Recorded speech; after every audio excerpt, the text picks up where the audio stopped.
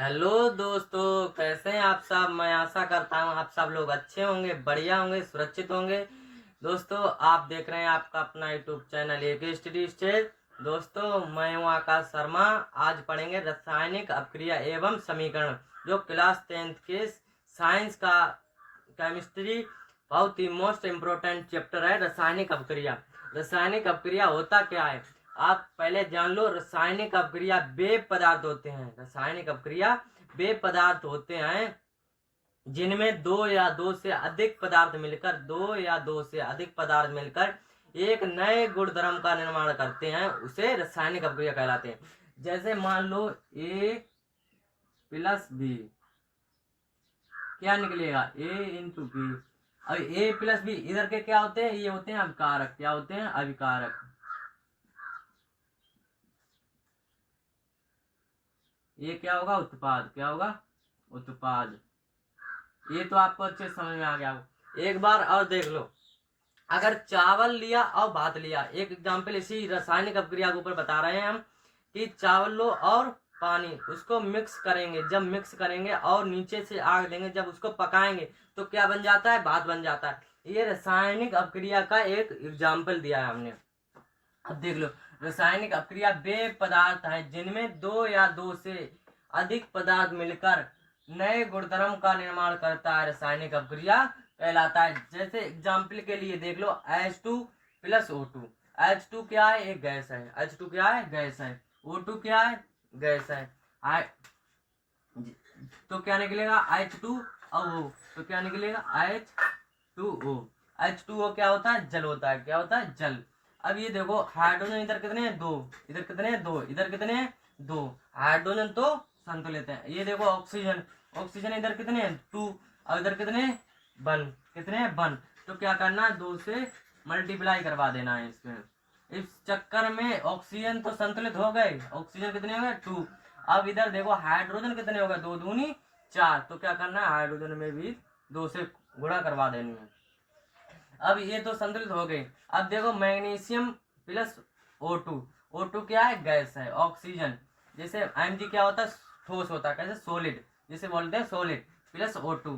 अब ये क्या निकालना है, MgO। इससे करानी है, इससे ही तो करानी है, तो MgO। अब ये जानते हैं मैग्नीशियम ऑक्साइड निकल के आ गया है, मैग्नीशियम ऑक्साइड। अब ये देखो Mg इधर कितने हैं, एक। कितने हैं, एक। और इधर कितने हैं, एक। ऑक्सीजन इधर कितने हैं, दो। और इधर कितने हैं, वन। तो क्या करना होगा, दो से मल्टीप्लाई करनी होगी। जब मल्टीप्लाई दो से की तो ऑक्सीजन तो बराबर हो गए, मगर मैग्नीशियम इधर कितने रह गए, इधर कितने हो गए, दो। इधर एक। तो दो से मल्टीप्लाई करवा दें। आपको ये तो समझ में आ गया होगा। आप देखते हैं नोट के लिए, रासायनिक अपक्रिया को भौतिक विधियों से पलट नहीं सकते। ये नंबर एक बाष्पीकरण, नंबर दो उदपालन, नंबर तीन उत्केंद्रीकरण।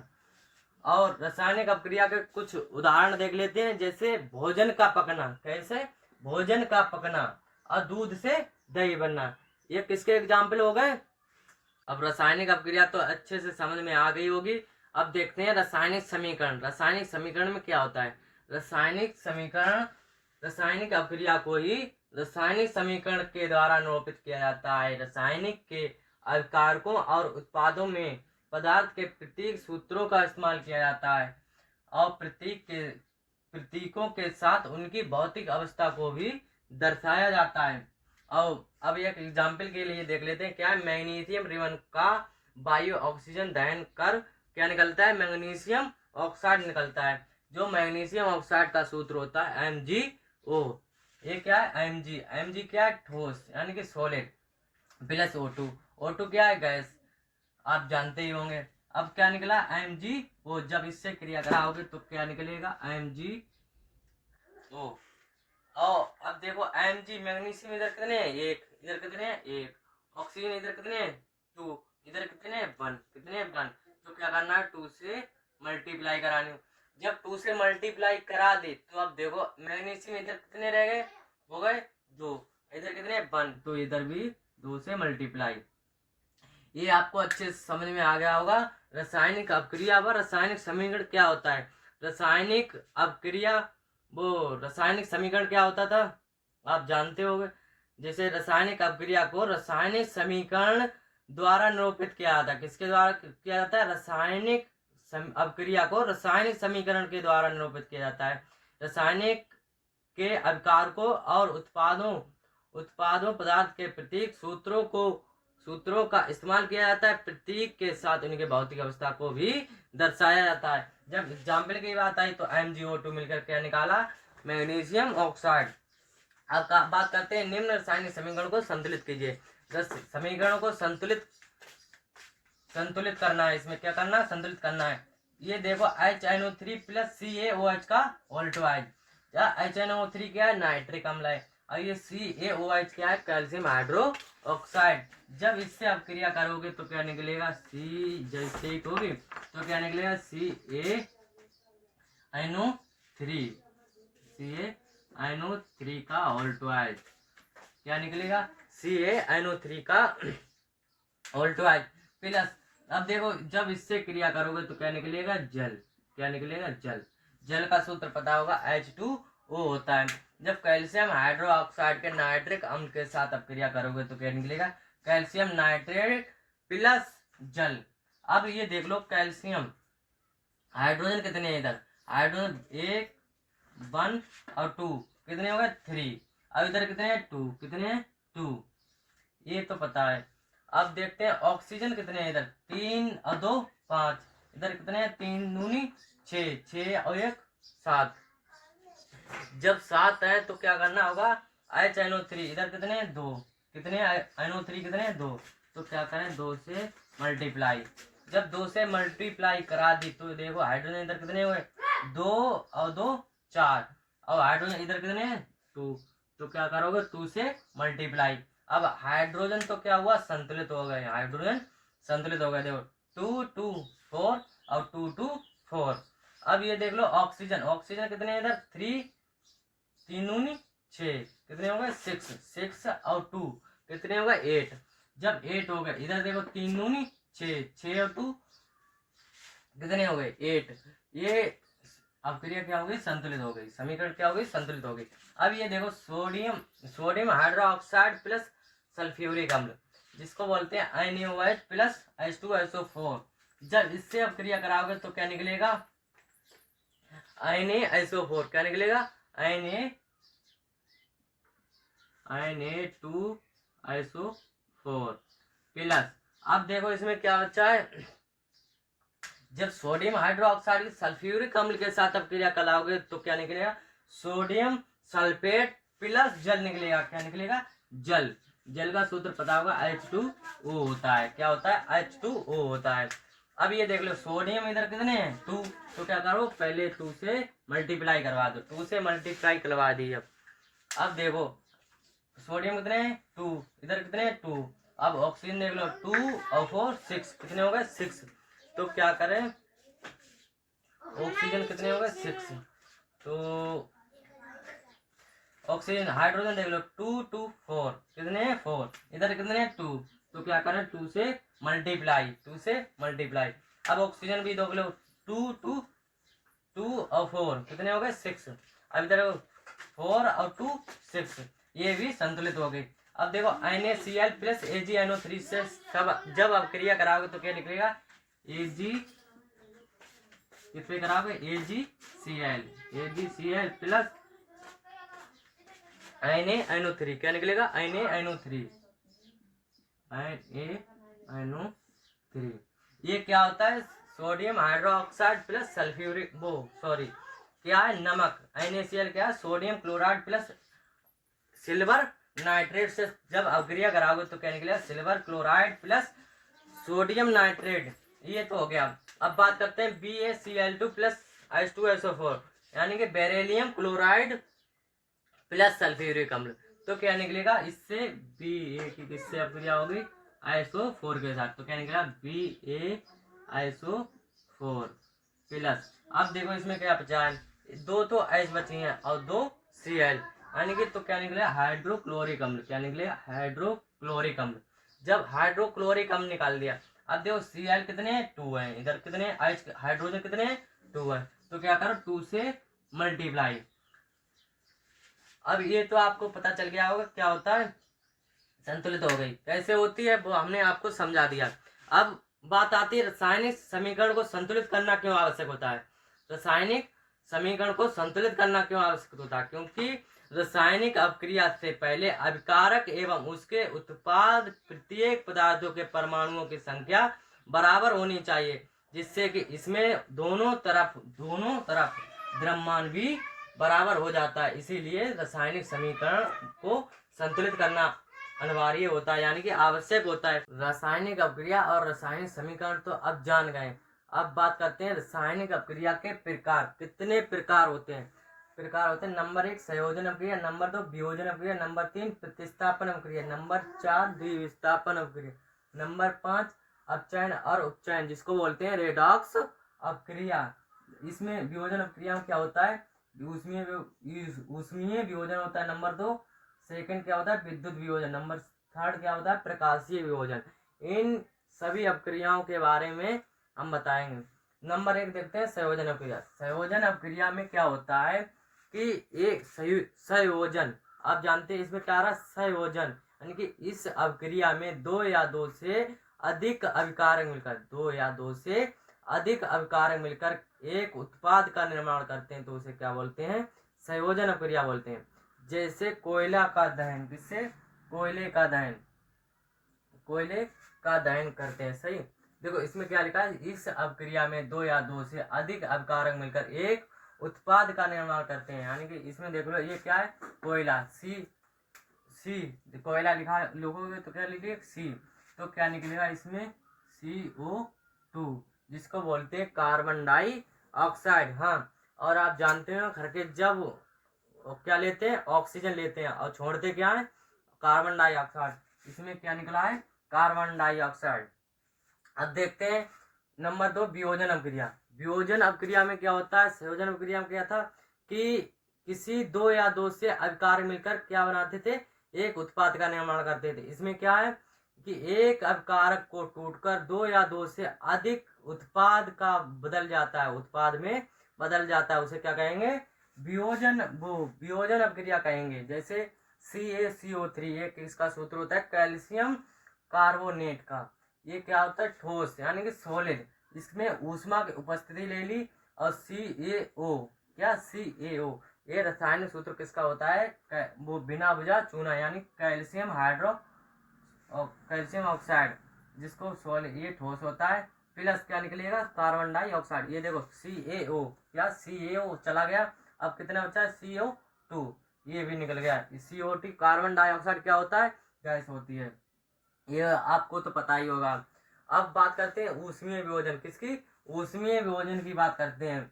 ऊष्मीय वियोजन में क्या होता है कि अभिकारक का ऊष्मा गर्मी द्वारा किया जाता है। अभिकारक का ऊष्मा गर्मी द्वारा किया गया वियोजन को ही ऊष्मीय वियोजन कहते हैं। जैसे CaCO3 ले लो, क्या ले लो? CaCO3। तो इसमें क्या है? ये क्या सॉलिड, क्या ठोस है, तो ऊष्मा की उपस्थिति ले ली, CaO कैल्शियम ऑक्साइड निकल गया है, प्लस कार्बन डाइऑक्साइड। ये वो एग्जाम्पल है। अब बात करते हैं किसकी? विद्युत वियोजन। विद्युत वियोजन में क्या होता है? विद्युत द्वारा प्रभावित होने के कारण होने वाला वियोजन को ही विद्युत वियोजन कहते हैं। एक बार और समझ लेते हैं। विद्युत द्वारा प्रभावित होने के कारण होने वाला वियोजन को ही विद्युत वियोजन कहते हैं। जैसे मान लो H2O, क्या लिया है? H2O, जल ले लिया, अब किसमें कर दिया? विद्युत धारा में प्रभावित कर दिया। विद्युत धारा की उपस्थिति लेकर क्या निकलेगा? H2, क्या निकलेगा? H2 plus O2। जब H2 क्या होता है? गैस होती है। हाइड्रोजन क्या होती है? Gas, plus O2 oxygen gas. जब ये गैस निकल आई, इधर देखो हाइड्रोजन कितने हैं? 2, ऑक्सीजन कितने हैं? 2। इधर हाइड्रोजन कितने हैं? 2, और ऑक्सीजन कितने हैं? इधर 2। जब ऑक्सीजन इधर 2 है, इधर तो 2 से मल्टीप्लाई करनी पड़ेगी। जब 2 से मल्टीप्लाई कर दी तो 2 दूनी 4 हाइड्रोजन हो गए। कितने हो गए? तो 2 से यहाँ पे भी मल्टीप्लाई कर दी, तो ये देखो संतुलित हो गई। अब बात करते हैं किसकी? प्रकाशीय वियोजन की। किसकी? प्रकाशीय वियोजन। प्रकाशीय वियोजन में क्या होता है कि सूर्य के प्रकाश की उपस्थिति में होने वाला वियोजन को ही प्रकाशीय वियोजन कहते हैं। एक बार और समझ लो, सूर्य के प्रकाश की उपस्थिति में होने वाला वियोजन को ही प्रकाशीय वियोजन कहते हैं। जैसे देख लो AgCl, ये क्या होता है, सिल्वर क्लोराइड, क्या होता है, सिल्वर क्लोरीन। इसमें क्या किया, सूर्य का प्रकाश की उपस्थिति ले ली तो क्या निकलेगा, सिल्वर। ये Ag क्या होता है, सिल्वर। ये कैसा होता है, ठोस यानी सॉलिड। प्लस Cl क्या होती है, क्लोरीन। ये क्या होती है, गैस।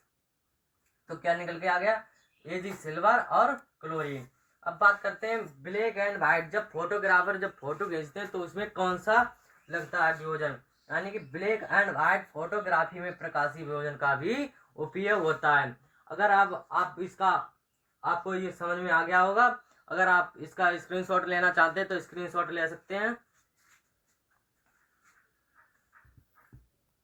देखते हैं नंबर 3, विस्थापन अवक्रिया। विस्थापन अवक्रिया आप देख रहे हैं, सुन रहे हैं, देखो विस्थापन यानी कि एक दूसरे में विस्थापन होना। तो विस्थापन अवक्रिया उसे कहते हैं कि इस अवक्रिया में अधिक क्रियाशील वाले तत्व कम क्रियाशील वाले तत्व में विस्थापित हो जाते हैं। उसे क्या कहते हैं, विस्थापन अवक्रिया कहते हैं। जैसे एक बार देख लो इसको, इस अवक्रिया में अधिक क्रियाशील तत्व कम क्रियाशील तत्व को उसके यौगिक से विस्थापन कर देता है। उसे क्या कहते हैं, विस्थापन अवक्रिया कहते हैं। अब इसमें एक एग्जाम्पल ले लिया, Fe क्या, आयरन। ये क्या होता है, लोहा होता है। क्या होता है, लोहा। लोहा कैसा होता है, ठोस। इसको क्या बोलते हैं, सॉलिड। अब ये यहाँ पे दिया CuSO4 एक्वाइड, तो Cu कॉपर सल्फेट। ये क्या होता है, कॉपर सल्फेट। जब इससे अवक्रिया कराएंगे तो क्या निकलेगा, देखो, जब Fe से किससे, SO4 से, तो क्या निकलेगा, FeSO4। ये क्या हो गया, आयरन सल्फेट। क्या हो गया, आयरन सल्फेट। अब क्या बचा है, कॉपर। क्या बचा है, Cu। ये तो बचा, ये संतुलित हो गई। अब देखते हैं द्विविस्थापन अवक्रिया। द्विविस्थापन अवक्रिया में क्या होता है, यानी कि द्विविस्थापन, इस अवक्रिया में दो बराबर बार विस्थापन होते हैं। इस अवक्रिया में 2 बार विस्थापन होते हैं। इस अवक्रिया, इसलिए इसे द्विविस्थापन अवक्रिया कहते हैं। आपको समझ में आ रहा होगा। जैसे इसका एक एग्जाम्पल ले लेते हैं, Na2SO4, इसको बोलते हैं सोडियम सल्फेट। ये होता है equal plus BaCl2 beryllium chloride, जिसको इक्वल बोलते हैं। जब इसकी इससे अवक्रिया कराएंगे तो क्या निकलेगा, देखो, जब इसकी किससे कराएंगे, BaSO4, तो क्या निकलेगा, BaSO4। ये क्या होता है, बेरिलियम सल्फेट। क्या होता है, बेरिलियम सल्फेट। अब देख रहे हो क्या बचा, Na2 और Cl2। Na2 और Cl2, अगर Na2Cl2 लिख दें तो क्या कोई सूत्र बनेगा, नहीं।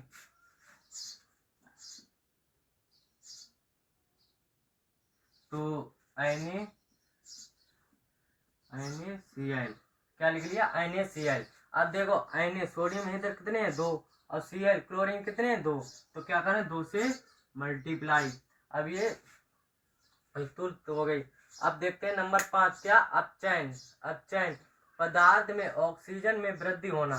पदार्थ में ऑक्सीजन में वृद्धि होना और हाइड्रोजन में ह्रास होना, यानी कि कमी होना। तो क्या कहलाता है, वो अपचयन कहलाता है। जैसे देख लो कोयला। ये क्या है, सी के का कोयला कैसा होता है, ठोस। तो इसको क्या, सॉलिड। ऑक्सीजन गैस, तो क्या निकलेगा, CO2, जिसको बोलते हैं गैस, यानी कि कार्बन डाइऑक्साइड निकलेगा। अब उसमें क्या था, अपचयन क्रिया, पदार्थ में ऑक्सीजन में वृद्धि होना और हाइड्रोजन में कमी होना, ह्रास होना, उसे क्या कहते थे, अपचयन। अब बात करते हैं उपचयन अवक्रिया। उपचयन अवक्रिया, पदार्थ में हाइड्रोजन की वृद्धि होना और ऑक्सीजन का ह्रास होना, यानी कमी होना, उसे क्या कहते हैं, उपचयन अवक्रिया कहते हैं। जैसे एग्जाम्पल में देख लो, CuO प्लस H2O, तो क्या निकलेगा इसमें, H2O। जब H2O जल तो निकलेगा, क्या निकलेगा, जल, जिसको H2O प्लस। अब देखो क्या बचा है इसमें, Cu बचा है, क्या, कॉपर। क्या बचा है, कॉपर। जब कॉपर ऑक्साइड प्लस H2O से अवक्रिया करी तो क्या निकला, जल निकला और कॉपर। अब एक और देख लेते हैं नंबर 6, जो वियोजन अपक्रिया की तरह है। सिर्फ किसकी तरह है? वियोजन अपक्रिया की तरह है। जैसे ऊष्मा शोषी अपक्रिया, जिन अपक्रिया में अभिकारक को तोड़ने के लिए ऊष्मा, प्रकाश, विद्युत ऊर्जा की आवश्यकता होती है, ऊष्मा शोषी अपक्रिया कहलाती हैं। जैसे समझ लो, जिन अपक्रिया में अभिकारक को तोड़ने के लिए ऊष्मा, प्रकाश और विद्युत ऊर्जा की आवश्यकता होती है, उसे क्या कहते हैं? ऊष्मा शोषी अपक्रिया कहते हैं। जैसे एग्जाम्पल के लिए देख लो, CaCO3। वियोजन अपक्रिया में क्या था? किसी एक अभिकारक में से दो या दो से अधिक विस्थापन उत्पाद विस्थापन होते थे, उसे क्या कहते थे? वो वियोजन अपक्रिया कहते थे। जब वियोजन अपक्रिया कहते थे। अब इसमें देखो क्या है? CaO, क्या निकलेगा? CaO प्लस, अब क्या बचा है? CO2, क्या बचा है? CO2, जिसको बोलते हैं कार्बन डाइऑक्साइड। ये क्या? गैस। और चूना कैसा होता है? ठोस, यानी कि सॉलिड। आई होप, हम आशा करते हैं आपको ये वीडियो अच्छा पसंद आया होगा। पसंद आया तो लाइक करें, अगर वीडियो के माध्यम से कुछ सीखना हो तो सब्सक्राइब कर लें, और अगर कुछ समझ में नहीं आ रहा हो तो कमेंट बॉक्स में कमेंट करके आप पूछ सकते हैं कि सर ये समझ में नहीं आया,